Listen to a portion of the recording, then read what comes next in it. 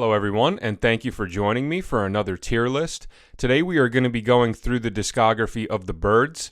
I'm one of those people that discovered the Byrds a little bit later in life. I had always heard of them, but I never checked out any of their music. And when I started digging into their discography, I was completely blown away at what I was hearing. It really felt like this hidden gem of a band that I finally stumbled upon, and I couldn't believe that I had been sleeping on them for as long as I have. And now that I've gotten to know their music a lot more, I would consider them to probably be the most underrated band of the 60s. Their sound offers something that is so unique and distinct and really separates them from the other bands of their time, and they also influenced countless bands to come and were also pioneers in multiple different genres of music. Their discography only spanned for 8 years, and with their ever-evolving lineup of different musicians over their 12-album discography, their sound continued to evolve and shift into all sorts of different territories, and provides an incredibly fun and adventurous discography to go through. So I'm very excited to be covering them for today's episode, and what I'm going to do is go through their 12 studio albums from Mr. Tambourine Man up to Byrds,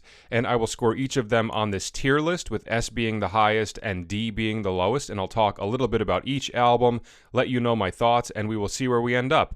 And please feel free to let me know your thoughts in the comments, where you agree and disagree, and how you would rank these 12 albums. I would love to hear your thoughts.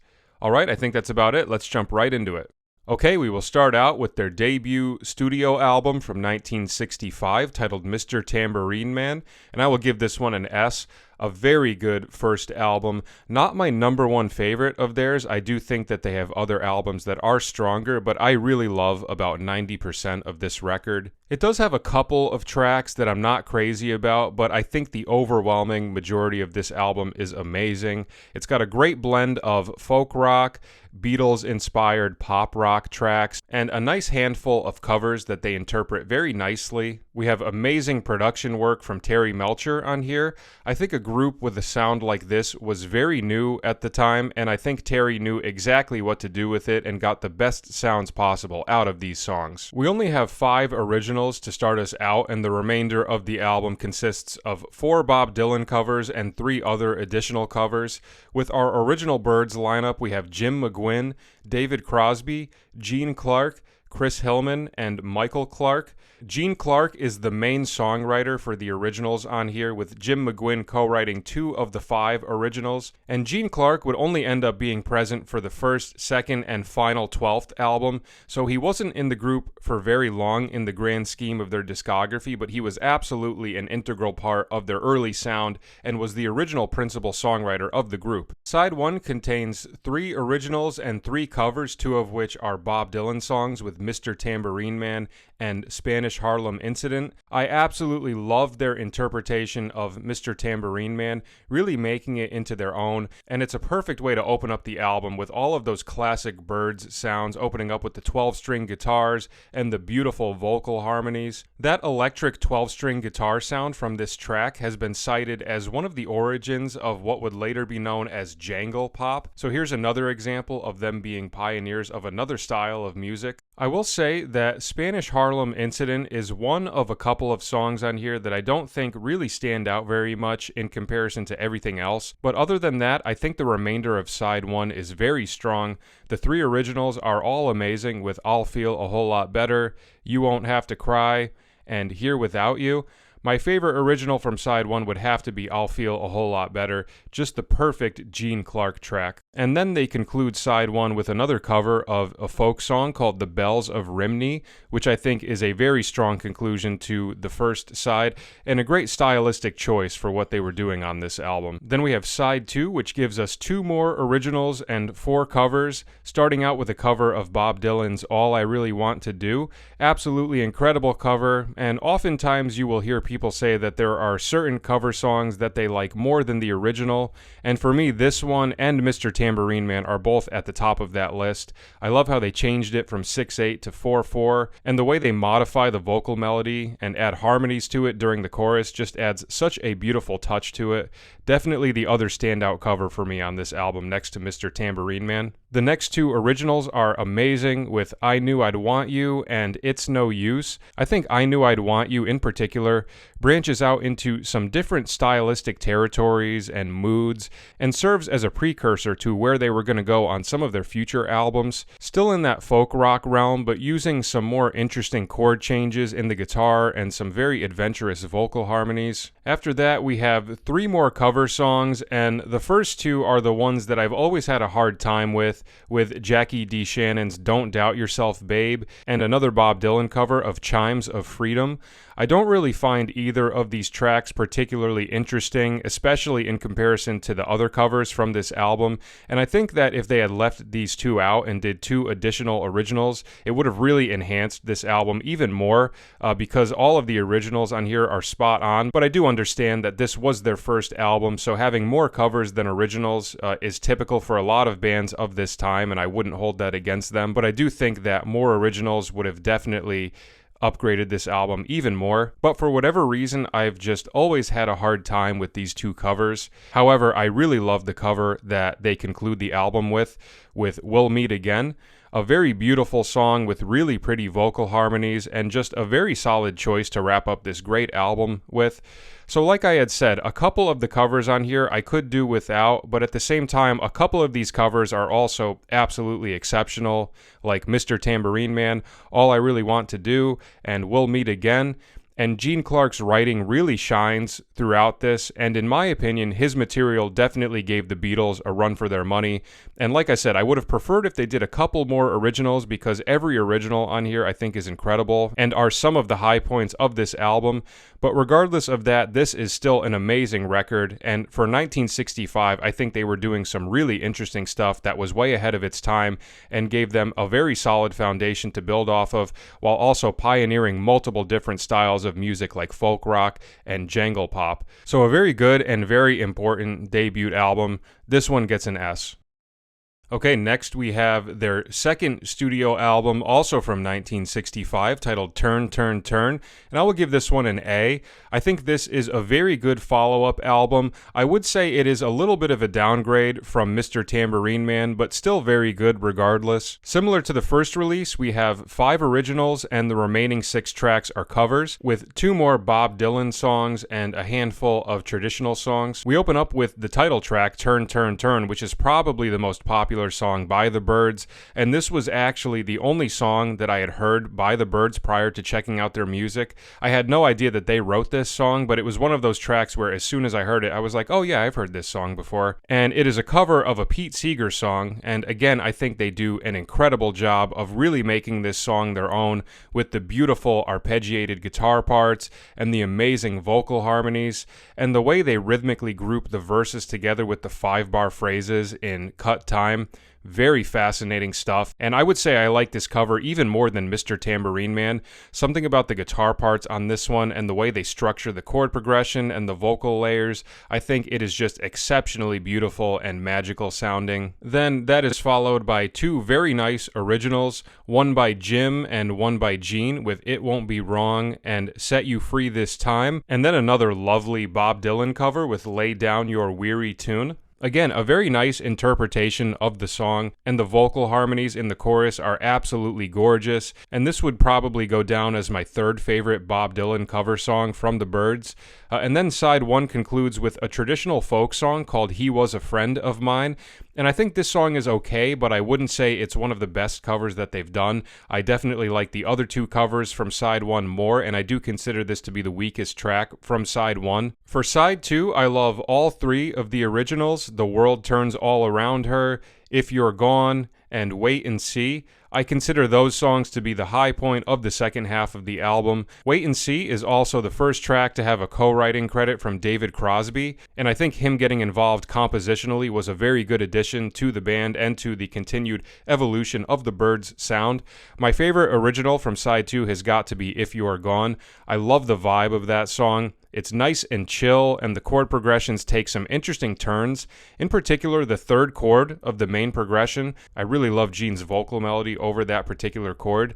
As far as the 3 covers on side 2 go, I've never been the biggest fan of Satisfied Mind. I think it's one of the more underwhelming songs on here, but I do enjoy their interpretation of Bob Dylan's The Times They Are A-Changin'. As far as the closing track goes with Oh Susanna, This is a song that I personally don't have much use for, and it's unfortunately my least favorite song choice from this album and does take away from the conclusion of the record for me. It's just one of those songs that I don't really have a desire to hear them cover or even listen to on its own as well, and it would have been way better, I think, if they had originally used David Crosby's song, Stranger in a Strange Land, and that's always been my main point of contention with this album, and one of the big reasons for me putting it in A tier, because I do think the originals are just as strong as the ones on Mr. Tambourine Man, but I think a couple of the covers on here are weaker and do take away from the album a little bit more.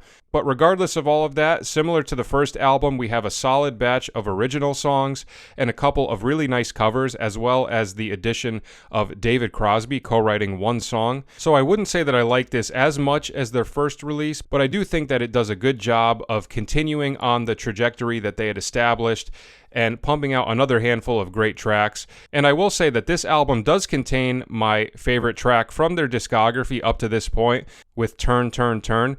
So that is obviously another point in favor of this record. But all in all, I think it's a very good album with a couple of underwhelming covers scattered throughout it, and that takes away from it a little bit, but still a great album. So this one gets an A. Alright, next we have their third studio album from 1966 titled Fifth Dimension, and I will give this one an S.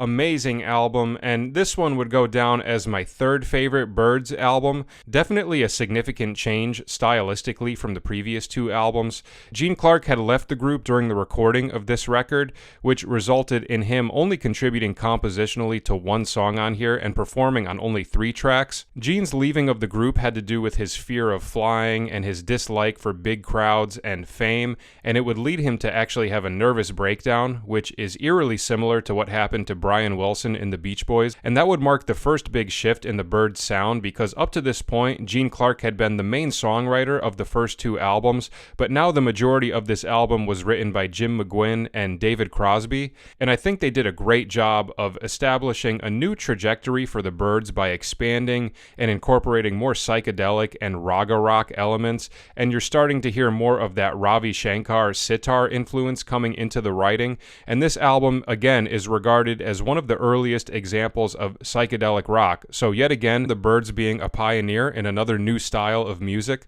And from an instrumental standpoint, they are also adding more textures with the use of organ and a string section on a few songs.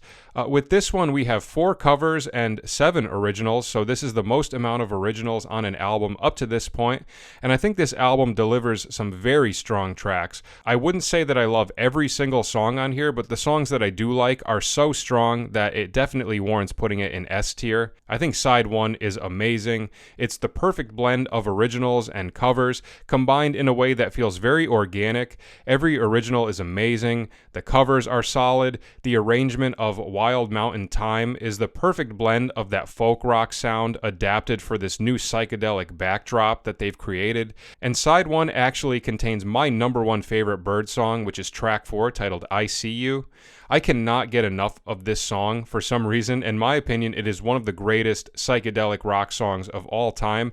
And I noticed that not a lot of people list this as one of their favorite Byrd songs. So I'm curious if anyone else loves this song as much as I do, because I just cannot get enough of it. My other favorite for side 1 would be the title track, Fifth Dimension, which I think brings the album in so beautifully and does a great job of kicking off the album on more of that folk rock sort of realm, but then introducing the organ over the last 40 seconds of the song, which brings in some more of those psychedelic rock elements in a very smooth way. I also really love What's Happening, which is the first song that David Crosby wrote on his own. Every song that David Crosby is involved with on this album I think are all very interesting tracks. I enjoy side 2 as well, but I do think it takes a slight dip in momentum in comparison to side 1. The opening is perfect with 8 Miles High, another incredible psychedelic rock track, and by far my favorite song from side 2, getting into that raga rock territory with beautiful vocal harmonies and super interesting guitar work from Jim McGuinn. And that's another element that I really love about this album, is showcasing Jim McGuinn's very unique guitar playing, and in my opinion, his style of playing was very innovative for the mid-60s and is much more intriguing and unorthodox than most other guitar players singers of that time. I also love their interpretation of John Riley, which is a traditional English folk song, beautiful arrangement, and another example of them taking a song and putting their own spin on it and completely making it their own in the most beautiful way possible. I also think that the closing track, 242 Foxtrot, is super groovy and a great song to vibe out to.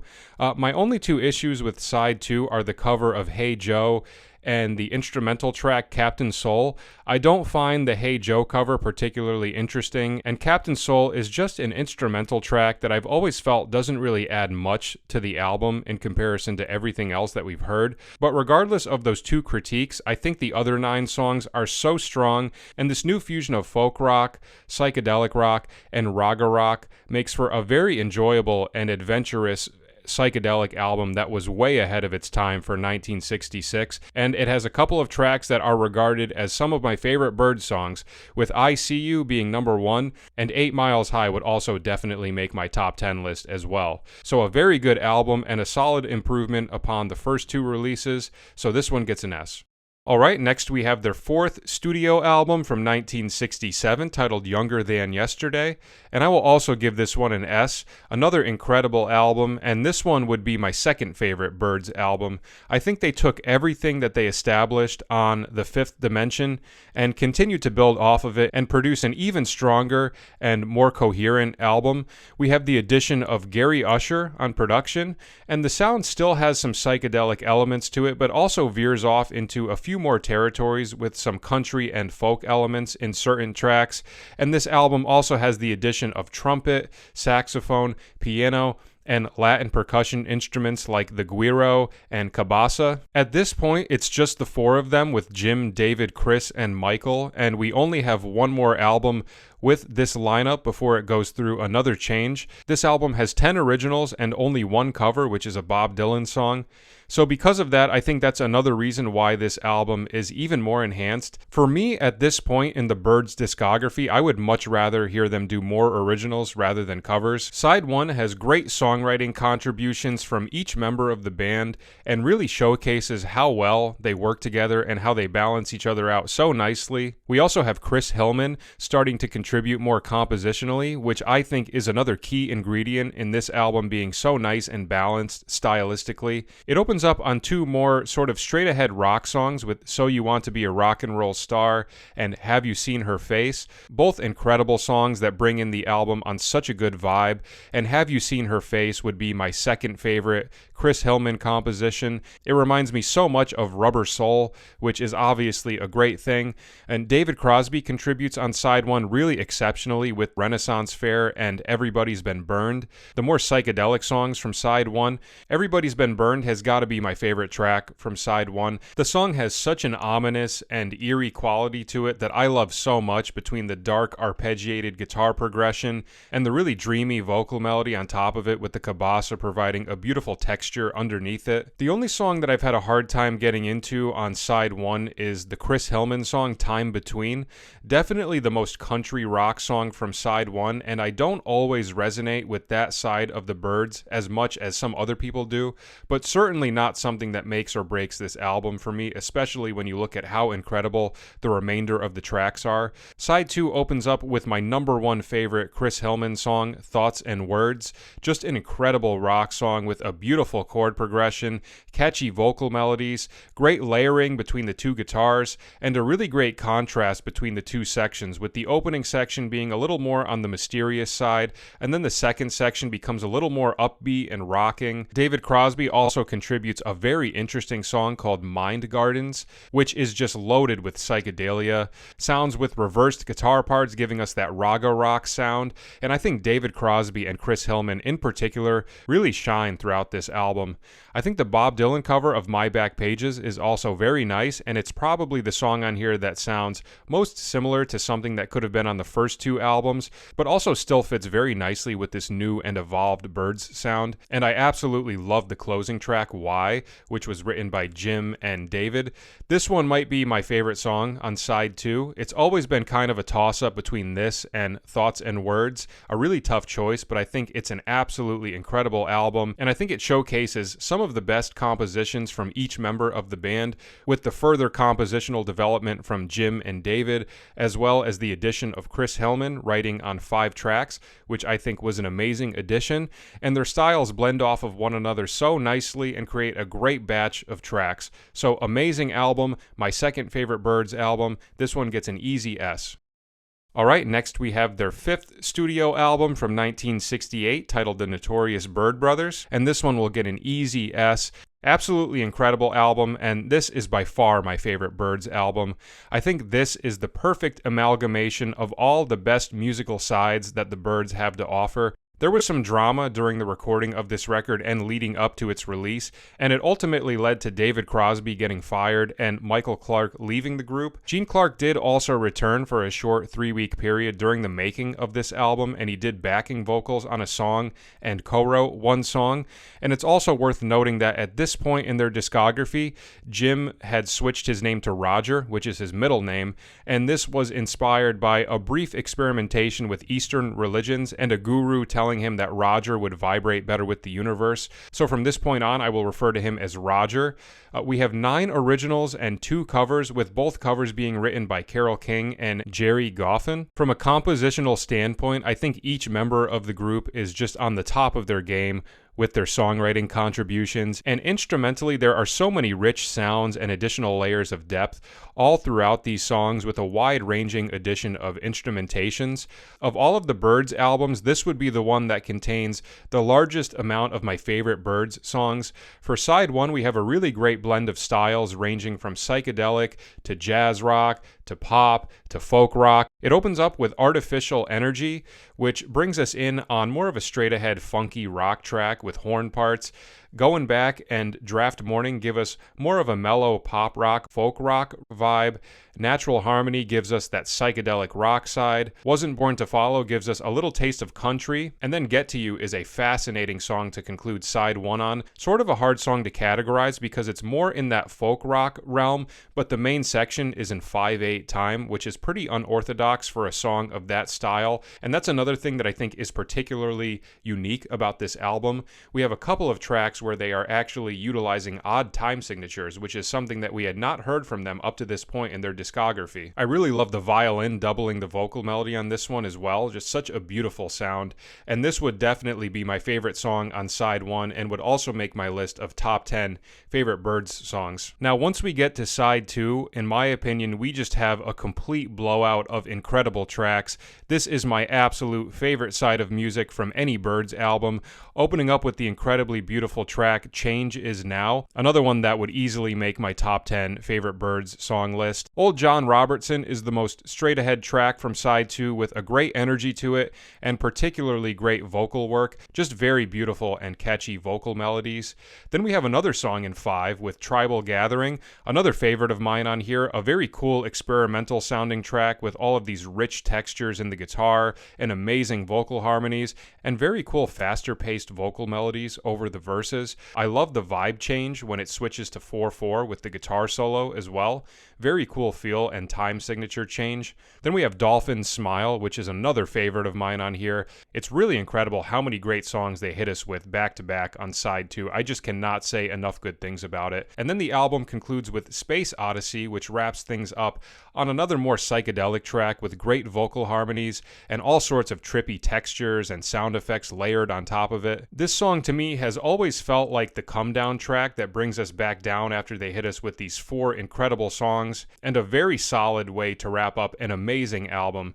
So it is unfortunate that David Crosby and Michael Clarke would leave the group after this album, but I do not think they could have gone out on a better record. Like I said, I think it blends all of their styles together in the most cohesive way possible up to this point in their discography, and it contains 4 tracks that would make my top 10 favorite Byrds song list, with Get to You, Tribal Gathering, Changes Now, and Dolphin Smile. And like I said, I think side 2 of this album is the strongest side of music from any Byrds album, so I cannot say enough good things about this record. This is by far my favorite Byrds album. This one gets an easy S. Okay, next we have their sixth studio album from 1968 titled Sweetheart of the Rodeo, and I will give this a B.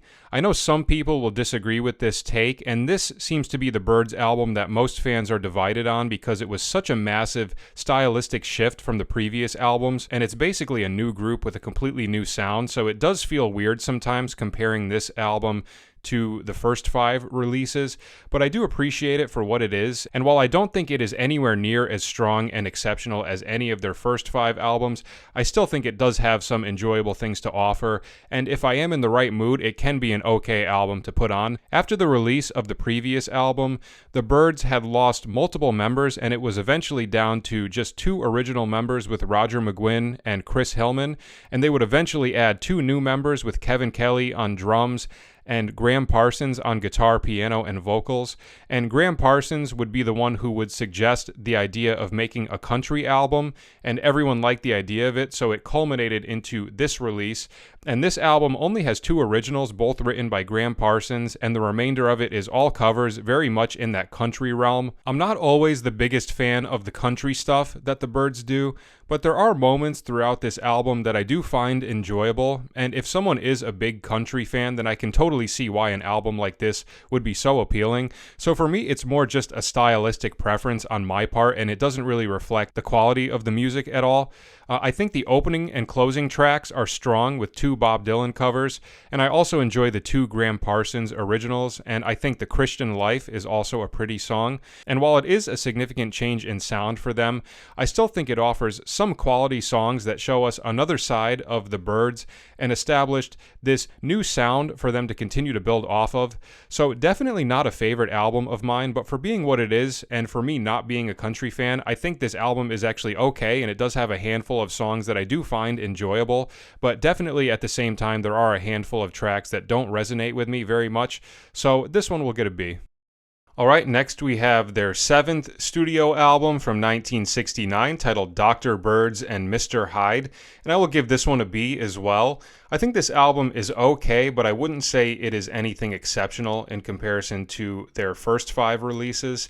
This one features an interesting blend of their country rock side, mixed with some straight-ahead rock that has some mild psychedelic elements to them, but definitely not as psychedelic as the stuff from their 3rd, 4th, and 5th album. After the release of their previous album, the Byrds saw the departure of Chris Hillman, Kevin Kelly, and Graham Parsons, and Chris and Graham would go on to eventually form the Flying Burrito Brothers. So yet again, we get a new lineup with Roger McGuinn, Clarence White, John York, and Gene Parsons, who is no relation to Graham Parsons. As far as the music goes on here, there are a handful of songs that I do like, but also at the same time, I wouldn't say any of the tracks on here are really standout or exceptional tracks in the grand scheme of the Byrds catalog, and I wouldn't regard any of these as my favorite Byrds songs.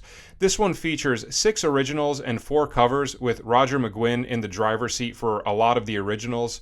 Side 1 veers in and out of a couple of different types of rock tracks, with This Wheel's on Fire and Child of the Universe, mixed with a couple of tracks more in that country realm with Old Blue, Your Gentle Way of Loving Me, and Nashville West.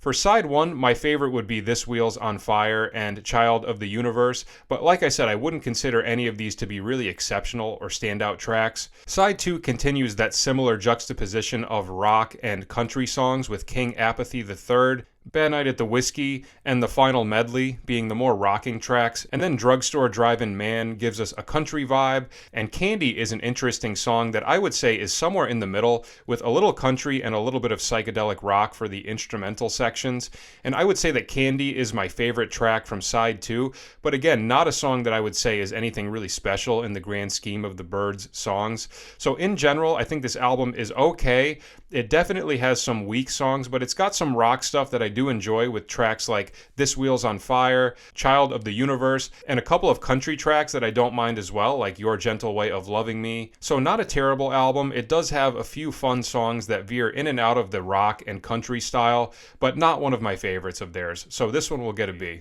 Alright, next we have their 8th studio album from 1969 titled Ballad of Easy Rider, and I will also give this one a B. Again, I think this album is okay. And at this point, we are fully into the country rock realm, which, like I said, is a stylistic side of the Byrds that I don't always resonate with. And that's no fault of theirs. I've just never been a huge country guy. But with that being said, there are actually a handful of songs on here that I do find very enjoyable. Terry Melcher is back on production for this album, and I think that was one very positive addition. We have 3 originals and 8 covers. I think the opening track is by far the strongest song on the album, which is the title track, Ballad of Easy Rider, and the one original song on here written by Roger McGuinn with some lyrical input from Bob Dylan. And it was actually the theme song for a film from 1969 titled Easy Rider, which ended up boosting the sales for this album. And I think it's such a beautiful song. I love the acoustic guitar layers, and the string section adds such a sweet quality to the track. And the fact that one of the original tracks on here is my favorite song makes me wonder if I would have liked the album more if it was mostly originals, because I think this song clearly stands out from everything else on here. And I'm not that crazy about the remainder of the tracks on side 1, other than the closing track, which is my favorite cover on here of a traditional song titled Jack Tar the Sailor. I really like what they did with this song. I almost get a Fairport Convention sort of vibe from it, which I really enjoy. I would say that I like side 2 a little bit more, even though my favorite track happened on side 1, but I enjoy the first 4 tracks. The cover of Jesus Is Just Alright is nice. The Bob Dylan cover of It's All Over Now, Baby Blue would be my second favorite cover on here. I love the vocal harmonies, and the guitar backgrounds add a really nice touch. And then Gunga Din would be my second favorite song on here, which is another one of the originals, this one being written by Gene Parsons. And of the small handful of tracks that he did write throughout his albums with the Byrds, this one is probably my favorite original of his. Just a very pretty song with great, fast, arpeggiated guitar parts and really beautiful harmonic movements within the chords. And again, I feel like if they did more originals, I would have liked this album more, because the 2 high points for me are the Ballad of Easy Rider and Gunga Din. After that, though, I find the last 2 tracks kind of weak. I've never been a huge fan of the Woody Guthrie cover, Deportee, and the Armstrong, Aldrin, and Collins closer doesn't really do much for me. So there are definitely dips throughout this, and a handful of tracks that don't do much for me, but in the midst of all that, there are still a couple of really beautiful and standout originals, and a couple of great covers as well. So I would say this album is okay. I will give it a B. Alright, next we have their 9th studio album from 1970 titled Untitled, and I will give this one an A. I think this is an awesome album, and my personal favorite from the country period of the Byrds.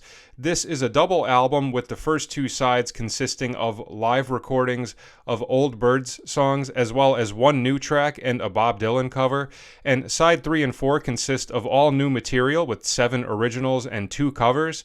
It's also the first album to feature Skip Batten, who replaced John York on bass and would also contribute as a songwriter in the ever-evolving lineup of different Byrds musicians.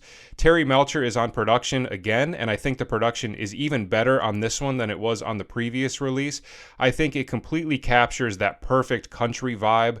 The first 2 sides of live material are awesome, and it's really cool to get to hear some of these songs from a live perspective, even though it's not with the original lineup. And I thought the selection was very nice and included tracks from all throughout their discography in a very nice way.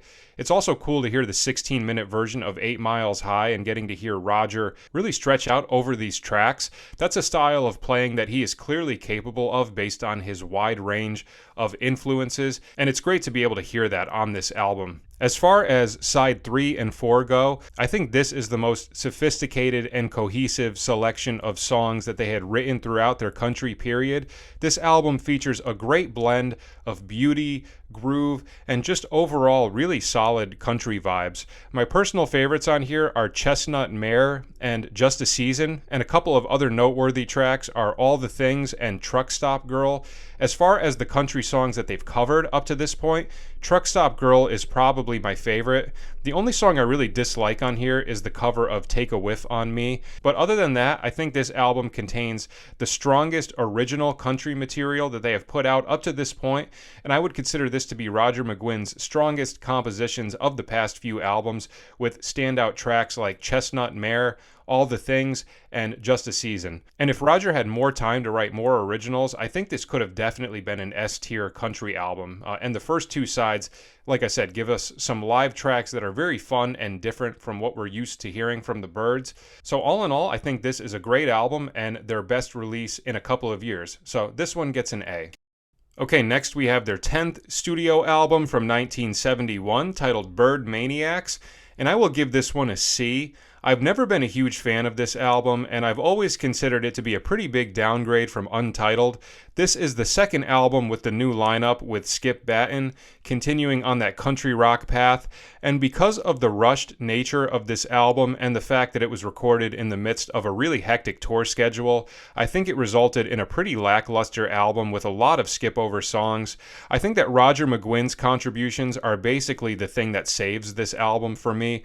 The three songs that I really enjoy on here are all songs that Roger contributed to, with Pale Blue, I Trust, and Kathleen's song. Pale Blue and Kathleen's song I think are particularly beautiful songs, and Kathleen's song is definitely one of my favorite Byrds songs from the 70s, and this might surprise some people, but this would actually make my top 10 favorite Byrds song list. I think this is one of the most underrated songs from the Byrds later period, so that has always been one of the big things that redeems this album for me, but I'm not a huge fan of the songs that Skip Batten contributed to other than Absolute Happiness. I think that song is decent, and I don't find any of the cover songs on here very exciting. And then the only other moment beyond what I've just mentioned that I do find enjoyable is the up-tempo banjo instrumental from side 2 titled Green Apple Quick Step. I always enjoy when Gene Parsons showcases his really impressive banjo chops. Other than those 5 songs though, I've always struggled for the remainder of this album, and I do think a lot of the songs on here sound pretty generic, and I think it's obvious that this album was recorded in a very rushed manner and just didn't produce very great material. But at the same time, thank God for Roger McGuinn, because we still have a couple of songs on here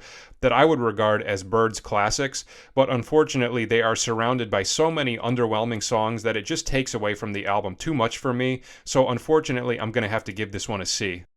Alright, next we have their 11th studio album from 1971 titled Farther Along, and unfortunately I'm going to give this one a D. I have a really hard time with this album, and this would definitely be my least favorite record from the Byrds. I wasn't a huge fan of the album that preceded it, but I do consider this one to be even more of a downgrade, because at least with Byrdmaniax there were a couple of saving graces by having songs like Kathleen's song and Pale Blue, but with this one there is a good chunk of songs that are complete skip over tracks for me, and of the songs that I don't mind on here, I wouldn't consider any of them to be exceptional or standout tracks from the Byrds discography. This album is a mix of country and old school rock, and it's the third and final album to feature the lineup of Roger McGuinn, Clarence White, Skip Batten, and Gene Parsons. Side 1 consists of 3 originals and 2 covers, and ironically, my least favorite parts of Side 1 are actually all of the original tracks. I think they are all pretty bland and generic sounding, and I think the 2 covers of Farther Along and Bugler are actually the stronger parts of Side 1. Side 2 has 4 originals and 2 covers, and I think the originals do get slightly better on Side 2, with the exception of America's Great National Pastime, which I'm not a fan of. The only original on this side that really sticks out to me, and would be my favorite song from this album, is Antique Sandy. That's the only track on here that I would consider to be a really good song. Other than that, I also enjoy Bristol Steam Convention Blues. Like I said, I always find it fun when they incorporate an instrumental, fast-paced bluegrass track that showcases Gene Parsons' banjo playing. But other than those couple of moments, I do find the majority of this album very underwhelming, and it definitely has some of my least favorite original Byrds songs, with tracks like Tiffany Queen, Get Down Your Line, BB Class Road, and America's Great National Pastime. So unfortunately, I've never been able to get into this album, but luckily they still had one more left in their discography, so hopefully they can redeem themselves a bit. So not a great album in my opinion. My least favorite Byrds record. This one gets a D. Okay, and lastly, we have their 12th and final studio album from 1973 titled Byrds, and I will give this one a B. This is a pretty good album, definitely an improvement from the previous two releases, but I also wouldn't say it's as strong as anything that is an A tier. This album was recorded during a period where the original members of the Byrds had reunited. So this is their first album since Turn, Turn, Turn, where we actually have Roger McGuinn, Gene Clark, David Crosby, Chris Hillman, and Michael Clark all back together. So I love the fact that they were able to reunite for one last album, and I think it puts a satisfying conclusion to the Byrds' discography. As far as the music goes, there are certain things that I enjoy and other parts of this album that I'm not crazy about. We have 3 covers and 8 originals, with Roger, Gene, David, and Chris all contributing 2 originals. And from a songwriting perspective, I was very curious to see what direction this album was going to take, because by the 70s, the Byrds were a completely different band from who they were at the start of their discography, and the members had all veered into so many different territories since then, so I was curious to see what type of music they would make at this point in their career. And this album features a blend of country, folk, and straight ahead rock. And as far as the originals go, I think certain members of the group contributed stronger songs. On side 1, I think both of the Gene Clark compositions are very nice, with Full Circle and Changing Heart, giving us more of those country rock flavors in a very tasteful fashion. As far as the Roger compositions from side 1 go, I think Sweet Mary is an amazing track and my second favorite song on here, a beautiful folky track with amazing vocal harmonies. And I think after having such a long period without David Crosby, you can really hear the difference in the vocal harmonies with him back on this album. And this song definitely gives me some flavors of Crosby, Stills, Nash & Young. Unfortunately, though, I'm not a huge fan of the second Roger track, which is titled Born to Rock and Roll. I find that song to be kind of bland and boring, especially in comparison to Sweet Mary. Once we get to side 2, I unfortunately have a hard time with both of the Chris Hillman songs. I think they are the most boring and generic sounding originals from this album, and no matter how many times I listen to them, they just don't grow on me. However, I do think that David Crosby saves side 2. I think both of his originals are awesome, and in general, I think David Crosby and Gene Clark shine the brightest throughout this album. My number 1 favorite song from this album is David Crosby's track Laughing, which was actually released on his first solo album, but he also chose to do it on this, and I actually like the version on this better. There's a little instrumental section that isn't featured on the original recording that they added to this one, which I think really just adds a nice additional touch to the song, and it's just a very cool and adventurous track, and it was actually a song that was originally written for the Notorious Byrd brothers, so I would say this is the one song on here that gives us that Byrds sound from 66 to 68, and I think having at least one track like that on this album was a very fitting choice, and I think David's stylistic choices provided a really nice contrast from everyone else's songs on here. In addition to the originals, there are 3 covers on here, with Joni Mitchell's For Free, and then 2 Neil Young covers, Cowgirl in the Sand and See the Sky About to Rain. As far as the covers go, I don't think any of them are really exceptional covers, especially in the grand scheme of how many great covers the Byrds have done over the years, but I do enjoy Cowgirl in the Sand, and I would consider that to be the best of the 3 covers on here. So all in all, I think this is a pretty good final album for them to go out on. It is definitely an improvement from the past couple of releases, and it's great to have the original lineup back for one final album, and I think Gene and David's contributions are really strong, and Roger's contribution on Sweet Mary is one of the high points of the album for me. And while I don't enjoy every single song on here, it still does have a handful of tracks that I find really enjoyable, and I think it is a pretty solid album for them to go out on. So not a bad final release. This one will get a B. All right, we did it. We went through their 12 studio albums, and this is what I came up with. There were definitely a handful of albums that were really easy and no-brainers for me to score, but there were also a few that I had to give a few more listens to really solidify my thoughts. But after thinking about it a lot, I would say these are my accurate thoughts about these 12 albums. And what a fun adventure it is to go through these records and hear the sound and the band lineup continue to evolve and shift over the years. Just an amazing band, and like I said, I think they are the most underrated band of the 60s in my opinion, and I've made it a mission to try to turn as as many people onto the Byrds as possible, because very similar to how I was, when I bring them up, most people say that they've heard of them, but they don't know any of their music, and it's now my mission to turn as many people onto this amazing group as possible, because this band is just too important and we're too innovative for people to continue to be missing out on. So thank you so much for watching. I hope it was enjoyable and hopefully you learned a thing or two. And if you are interested, please feel free to check out my other tier lists, which will be linked in the description and the comments. I'm sure there will be other ones that you would like, so please check those out. And like I said, please feel free to let me know your thoughts in the comments. I would love to hear where you agree and disagree and how you would rank these 12 albums. So please let me know. Alright, that is it. Thanks again for watching, and I will see you at the next video. Take care.